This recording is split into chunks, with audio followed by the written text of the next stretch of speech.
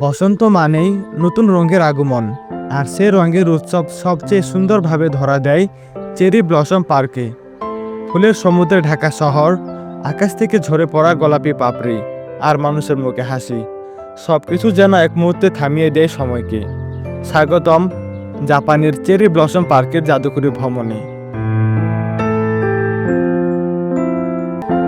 Cherry blossom শুধু একটি ফুল নয়, জাপানের সংস্কৃতিতে এটি জীবনের অস্থায়ী আর সৌন্দর্যের প্রতীক।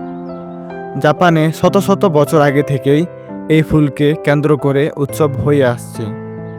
সম্রাটদের প্রাসাদ থেকে শুরু করে সাধারণ মানুষের আঙিনা পর্যন্ত সব জায়গাতেই বসন্ত মানে চেরি ব্লসম উৎসব। অল্প সময়ের জন্য ফোটা এই ফুল মানুষকে মনে করিয়ে দেয় জীবন ক্ষণস্থায়ী, তাই প্রতিটি মুহূর্ত উপভোগ করা উচিত।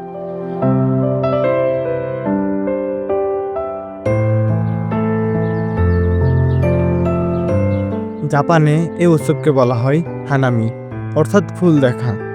ছোট ছোট পরিবার, বন্ধু আর পর্যটক গাছের নিচে বসে আনন্দ করে। কেউ খাবার নিয়ে আসে, কেউ গান গায়, আবার কেউ শুধু নীরবে বসে সৌন্দর্য উপভোগ করে। চেরি ব্লসম উৎসব মানুষকে একত্রিত করে, তৈরি করে আনন্দ আর ভালোবাসার পরিবেশ। জাপানের বিভিন্ন শহরে রয়েছে অসংখ্য চেরি ব্লসম পার্ক।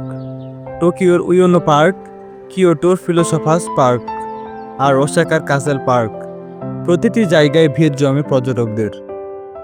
নদীর ধারে ফুল ফুটা গাছের সারি আর তার নিচ দিয়ে ভেসে যাওয়া নৌকা, এমন দৃশ্য একবার দেখলে সারা জীবন মনে গেঁথে থাকবে।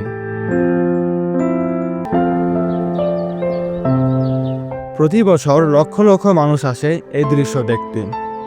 কেউ প্রথমবার আসে, কারোর জন্য আবার এটি স্মৃতির পুনর্জাগরণ।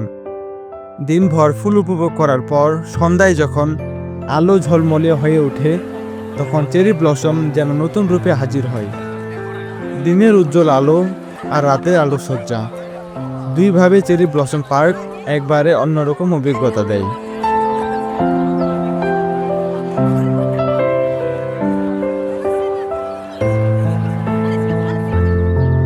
চেরি ব্লসম আমাদের শেখায় জীবন অল্প সময়ের, কিন্তু তার সৌন্দর্য অসীম। কয়েক সপ্তাহের জন্য ফুটে থাকা এই ফুল মনে করিয়ে দেয় প্রতিটি মুহূর্ত উপভোগ করতে। হয়তো ফুল ঝরে যায়, কিন্তু স্মৃতি থেকে যায় চিরকাল। এটাই প্রকৃতির সবচেয়ে বড় শিক্ষা।